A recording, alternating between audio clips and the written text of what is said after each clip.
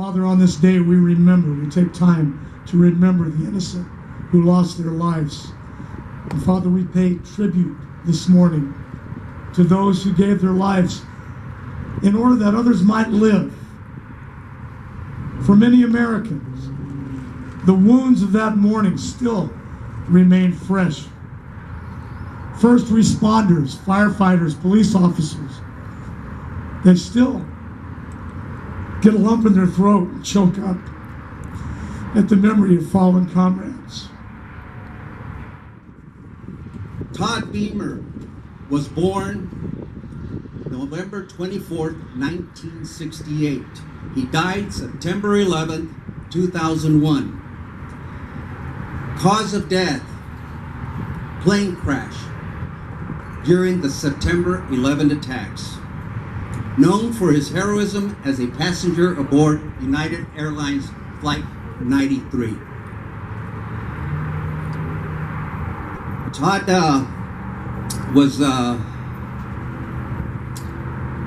grew up in the Illinois area of Wheaton. He later attended Wheaton Christian Grammar School. Later he graduated from there and attended Fresno State University. A little background about this guy. We always see about Beamer and what he had to say. If you all go to Wikipedia, there's such beautiful history of what transpired, what each person was about on that flight and all the other flights. He had hopes of playing professionally, but injuries he suffered in an automobile accident ended in these plans. He returned home to Illinois and transferred to Wheaton College again to a Christian university. While at Wheaton College, he met Lisa Viciosos, his future wife, during a senior seminar class. Their first date was November 2nd, 1991, the 10-year anniversary of which they had been planning to celebrate at the time of his death. Beamer and Lisa taught Sunday school at Princeton Alliance Church for 6 years and worked in youth ministry. Beamer also played on the church softball teams. He was a staunch fan of Chicago Cubs, Chicago Bulls, and Chicago Bears. Beamer's work, because he was in sales, he was working for Sony at the time, so he traveled quite a bit on the airlines. It forced him to travel up to 4 times a month, sometimes for as long as a week. In 2001, he earned a 5-day trip to Italy with his wife for being a top sales performer. They returned home on Monday, September 10 at 5 p.m. While Beamer could have left that night for work, he decided to stay that extra night with his family. United Flight 93 was scheduled to depart at 8 a.m., but the Boeing 757 did not depart until 42 minutes later due to runway traffic delays. What did that mean for us?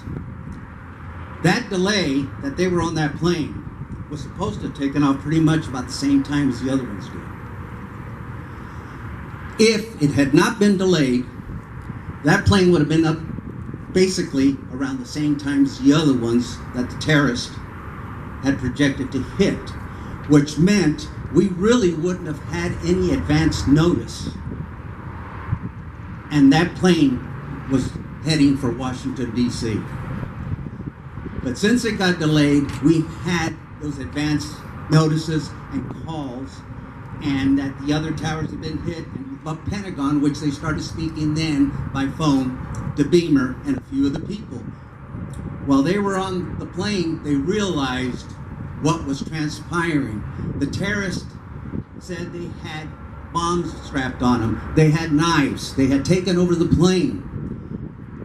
So within 6 minutes, the plane changed course and was heading for D.C.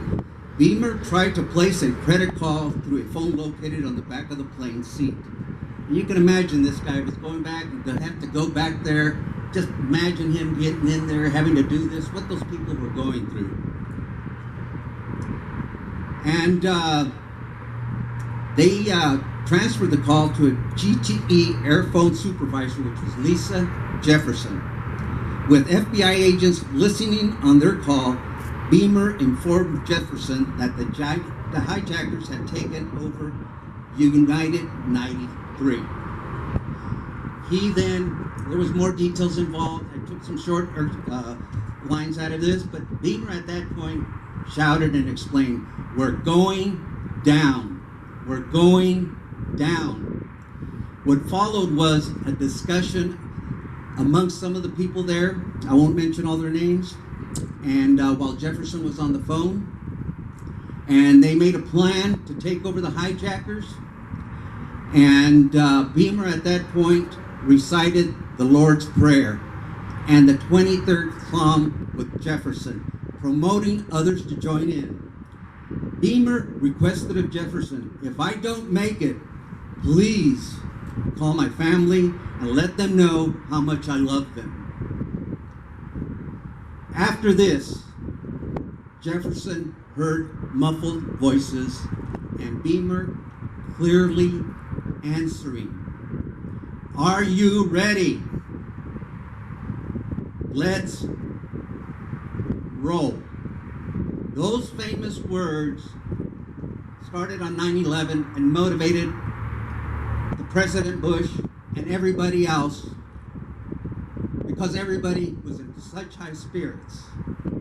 And from that, if you'll turn around, is how we at that time elected to put "Let's Roll" as our logo for Flags Across America. So each and every one of you, keep that "Let's Roll" in our mind every day. The times have changed. We're in a different situation.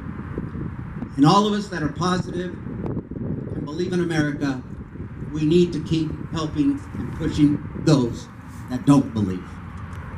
Thank you so much. Thank you for being here. It's very honoring to be here and speak to you. Thank you. By presidential proclamation, George W. Bush, we commemorate Patriots' Day as we remember and honor those who perished in the terrorist attacks of September 11, 2001. We will not forget the events of that terrible morning, nor will we forget how Americans responded in New York City, at the Pentagon, and the skies over Pennsylvania, with heroism and selflessness, with compassion and courage, and with prayer and hope.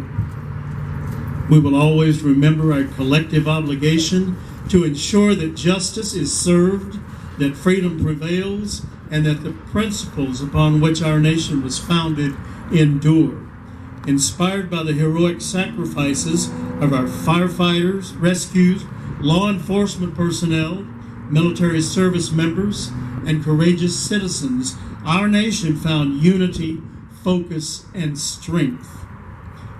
Do you remember 9/12/01? Do you remember what America was like the day after this happened? We found each other. We found healing in the national outpouring of compassion for those lost. Tens of millions of Americans participated in moments of silence, candlelight vigils, religious services. From the tragedy of September 11th, emerged a stronger nation renewed by a spirit of national pride and a true love for this country. Today we honor the heroism of first responders, our military and courageous civilians who were thrown into action to save so many people when 4 airplanes slammed into the World Trade Center, the Pentagon, and a hallowed field in Pennsylvania. We will never forget how it felt that day, where we were, who we called, how we prayed, and how through the acts of so many, this tragedy would make us a stronger, united country. On a clear, sunny September day in September 2001, Al-Qaeda terrorists aboard 3 hijacked passenger planes, carried out and coordinated suicide attacks against America at the World Trade Center in New York, the Pentagon in Washington, D.C., killing everyone aboard the planes and nearly 3,000 people on the ground. A 4th plane, destined for Washington, D.C., crashed into Pennsylvania Field, killing all aboard after passengers and crew attempted to regain control of that aircraft. And you heard that story. Let's roll. At 8:46 a.m.,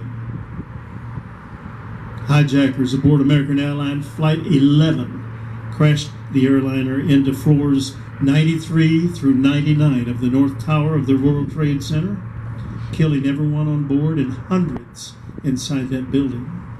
At 9:03, the 2nd plane, United Airlines Flight 175, crashed into the floors 75 through 85 of the World Trade Center South Tower. At 9:37, American Airlines Flight 77 crashed into the western facade of the Pentagon in Washington, D.C., killing 59 aboard the plane and 125 military and civilian personnel inside the building. At 10:07, passengers and crew members aboard hijacked American Airlines Flight 93 learned of the attacks in New York and Washington and attempted to regain control of their aircraft. In response, the cowardly hijackers desperately crashed the plane into a field in Somerset County, Pennsylvania, killing 40 passengers and the crew. Ladies and gentlemen, I have an honor and it's a great honor to welcome a great friend, someone who is here every time we ask. In fact, he's here sometimes when we don't ask. He's come a very, very dear, I consider him a member of this organization. Would you please welcome our guest speaker, the one and only El Paso Police Department Officer Slade Davis.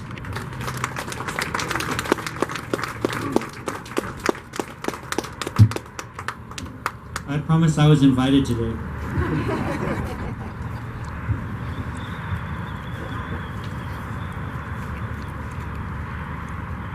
I want to thank everybody for being here. We've been blessed. We were not there, unless you were, and I apologize. What we were doing that day, how many of us actually remember? What were we doing? You know, I was just getting up. I remember that. I don't watch news because it's always something negative. So I haven't watched news in a long time. But that day changed a whole lot of things. I'm usually just a speaker, or actually just a singer. Hopefully I get to do that today. But I wrote some things last night. I hope that you'll honor me with a couple of minutes. If you got to go to the bathroom, please do, but don't all go at the same time. We will answer the call. 9/11 changed the attitude of our country. It made us aware that we, America, are vulnerable. We answered the call. We are here to honor those 2,977 lives claimed by the brutal attacks of September 11, 2001. Men and women who woke that day never anticipating an attack on their place of work or against this country. Innocents who hailed from all walks of life. So we answered the call. But heroism and compassion were boundless on 9/11. Patriots from all backgrounds responded with speed, with courage, and with compassion. That's when we answered the call. And in the aftermath of the attack, our service members, our first responders, our communities, our nation rallied together as one. And although fear was present after such a horrific act, pride took over. American flags were purchased by some for the very first time and proudly hung from home to home, street to street, corner to corner, even hung from car to car, hung high for all the world to see. We stood together, united, proudly displaying that flag. Our flag. That represents this country, the land of the brave, the home of the free. We all answered the call. President Bush said one of the worst days in American history saw some of the bravest acts in American history because we answered the call. I remember people digging through thousands of pounds of rubble to get the people that were literally being buried alive. I also remember several officers of the New York Police Department, several crews from the New York Fire Department, running towards the buildings as thousands ran away. I couldn't tell you the color of the skin because that didn't matter. It was people helping people. That is why we answered the call. And with that, I was asked to come here today to address my feelings on the changes of the attitude towards law enforcement. As a soldier, which I was first, and also as an officer, which I am now, and as a father, a brother, and a friend, I'm going to start my response by reading from something that is very near and dear to my heart. Romans 13, 1 through 5. Respect for authority. Everyone must submit to governing authorities, for all authority comes from God, and those in positions of authority have been placed there by God. So anyone who rebels against authority is rebelling against what God has instituted, and they will be punished. For the authorities do not strike fear in people who are doing right, but in those who are doing wrong. Would you like to live without fear of the authorities? Do what is right, and they will honor you. The authorities are God's servants, sent for your good. But if you are doing wrong, of course you should be afraid, for they have the power to punish you. They are God's servants, sent for the very purpose of punishing those who do what is wrong. So you must submit to them not only to avoid punishment, but also to keep a clear conscience. Powerful words from the Word. We were all given the call. Now I was going to go into this whole spiel in the definition of respect, honor, liberty, and authority, and a bunch of other words. But I didn't want anyone to fall asleep yet. So I borrowed this statement from John Cornett, the ALERT Assistant Director. ALERT stands for Advanced Law Enforcement Rapid Response Training. It's about challenging times. When I was a rookie, I heard someone explain our job like this. Often it seems we aren't paid for what we usually do, but more for what we are willing to do. Well, this year certainly has offered some unprecedented times, and it seems we are tested more than ever in what we are willing to do or put up with. It is easy to be buried by the negative these days. Difficult roads often lead to beautiful destinations. No pressure, no diamonds. Those are just a few inspirational quotes I've read recently. It seems harder for us to be reassured by quotes like these lately. But we must stay focused on what really matters. What each of us does for our community matters. Every hero or patriot we've ever read about and whose story we've gained inspiration from, that came during the hard times that they experienced, not the easy times. And it wasn't what was happening to them that defined their courage. It's how they chose to respond to what was happening to them. And so it goes. We must inspire many with how we handle today's challenges. Focus on what matters. Focus on what you can control. And as so many others obsess over the things they cannot control. Be the peace. Lift and keep each other up, and encourage and inspire others around you to do the same. And as for this day,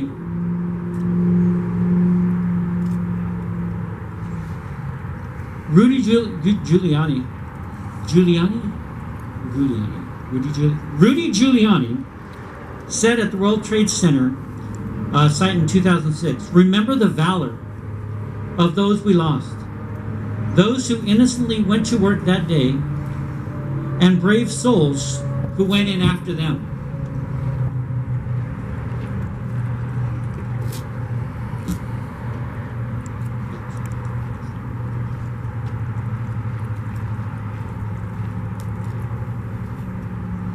They did then, and today and every day, we will still answer the call.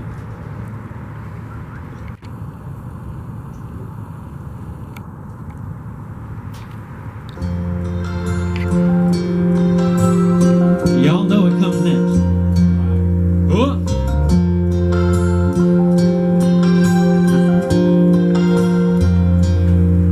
If tomorrow all the things were gone I've worked for all my life, and I had to start again with just my children and my wife, I thank my lucky stars to be living here today, where that flag still stands for freedom, and they can't take that away.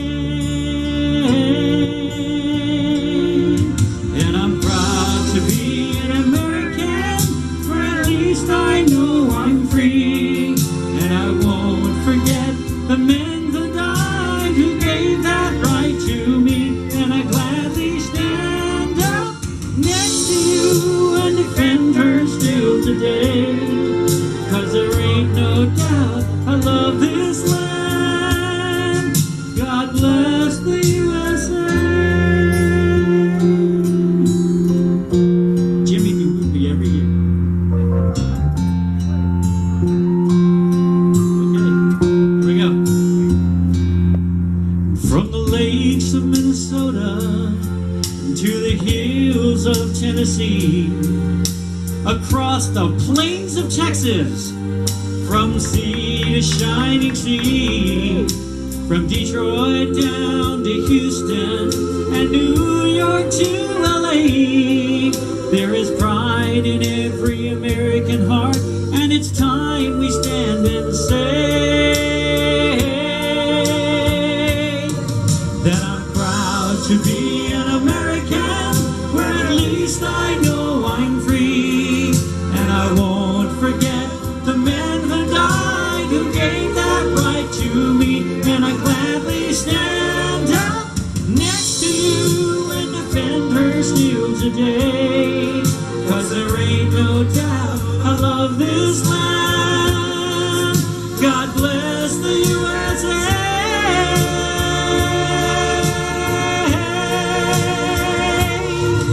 And I'm proud to be an American, where at least I know I'm free. And I won't forget the ones who died, who gave that right to me. And I gladly stand up next to you and defend her still today. 'Cause there ain't no doubt I love this land. God bless the USA.